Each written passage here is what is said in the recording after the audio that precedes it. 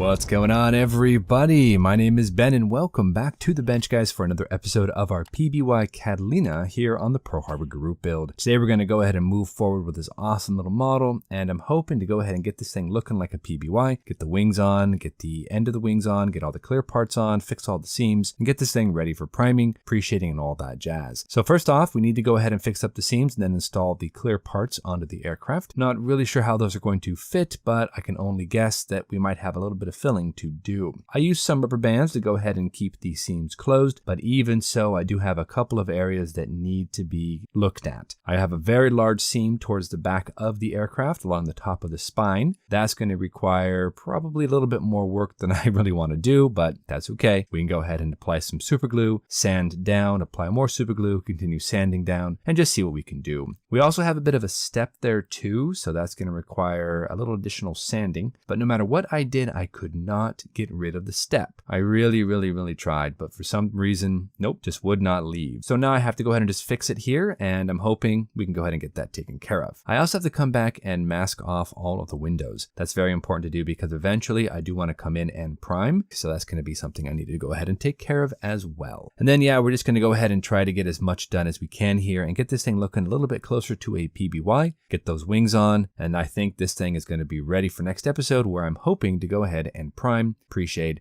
and then maybe actually start painting. So I'm very excited about that. I mean, overall, the seams aren't too bad now that I look a little bit more carefully at them. Most of the tail section went together well. The undersurface also went together well. A little bit of a seam right towards the middle of the aircraft, but yeah, not too shabby. Now for the tail planes, those are also pretty decent. They will require a little bit of sanding, but nothing really too major. Then we'll go ahead and plug them into the tail right about here. So yeah, looks pretty good. Now the main portion of the wing is ready to go. Need a little bit of sanding on that, but the outer portions need to have their pontoons built. So that's going to be a little interesting. I've never actually put those together before, so, well, we'll have to see how they go. And of course, the obligatory sanding, seam fixing, all that good stuff as well. So I think we're going to go ahead and jump into our very first time lapse, guys. Like I said, focus on the seams. I'm going to use some super glue, go ahead and fill up as much as I can. Once that dries, I can come in and start sanding things down as well. Then I also want to install the clear parts once all the seams are sanded and ready for priming, and that might require a little bit of finesse. So let's go ahead and get on with that, see how we do. Start having some fun. Let's do it.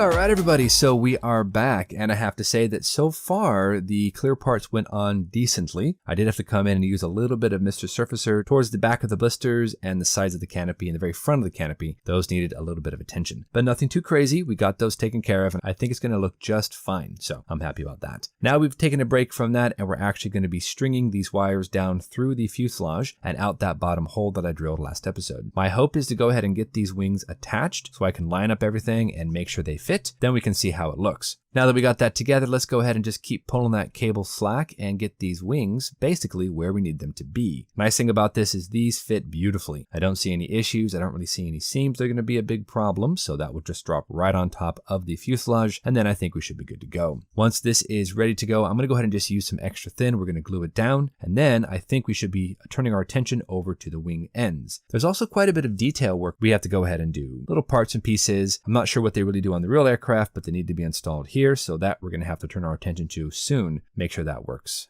Now, I also mentioned that we were going to go ahead and mask off some of the clear parts, and so let's go ahead and take care of that real quick right here. So to do that, I'm going to be using some Tamiya 6mm. We're just going to go ahead and stick it up there, burnish it down so I have the outline of the window, and then with my very sharp X-Acto knife blade, we're just going to trim off the excess, and then pull up the rest, and we should have a window all nicely masked. There's 3 windows on each side. There's one forward, aft, and one in the very middle, so I have to go ahead and mask off all of those. But so far, I think that's going to be just fine. Now, one of the windows that is going to be a little bit more tricky is the upper observation window for the flight engineer. Those are actually circular ovalized windows, so it wouldn't be very easy to go ahead and burnish them down and cut out the outline like I did for the square windows. So instead, I've actually pulled out my punches, and I found a pretty similar size leather punch that's ovalized, and we've punched out an ovalized piece of tape. Now I'm going to go ahead and cut that right down the middle, and I'm going to take the left and right half and just put those up individually into the window. That way I can overlap the center and we should be good to go. So I don't think it's going to be all that difficult, and if we do have a little bit of an area that needs some touch up, we can do that with a brush after everything is all nicely painted. So now that we have all those nicely masked, guys, let's go ahead and jump into some of the fidgety parts there on the aircraft. There are some intakes, there are some exhausts we have to worry about. There's also some little antennas. I'm not sure what those are, so those have to be glued on as well, and then we'll have all the parts and pieces ready to go for priming. So that's very exciting, guys. So let's go ahead and jump into our second time lapse. We're going to install the wings, get all the fidgety parts glued into place, get those exterior wing pontoons built up, get the tailplanes installed, and then we're going to see what it looks like. We are having some fun now, guys. Let's push on, keep the ball rolling.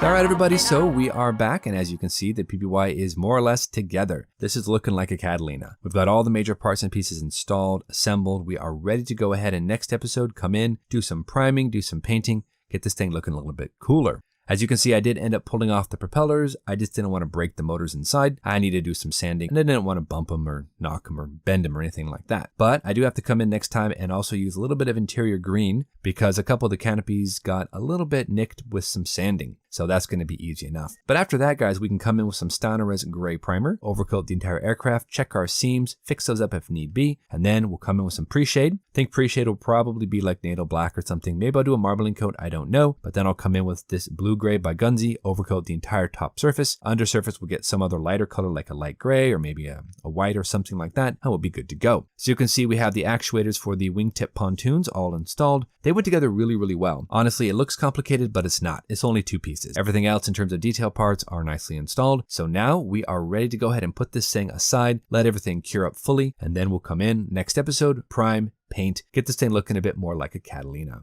Now, of course, this is a big airplane, so the next major hurdle is going to be the base. I wanted to do a water base for this and get that kind of set into the water as if it's coming off of the ramp and starting to taxi out. I'm not really sure how that's going to go because it is such a large model. The base itself is going to have to be really, really big if I want to fit both pontoons into the water. I'm not really sure how that's going to go, but we'll think on it. We'll come back with some ideas. If you guys have any other suggestions, go ahead, feel free to throw them into the comments, and we'll go ahead and just call this one quits for today. But until then, you know the drill. Go out there, get yourself some bench time, have some fun, build something cool, and we'll see you back here on episode number 8 for the Pearl Harbor group build here on Ben Builds. Thanks so much, everybody. Take care, and we'll see you soon.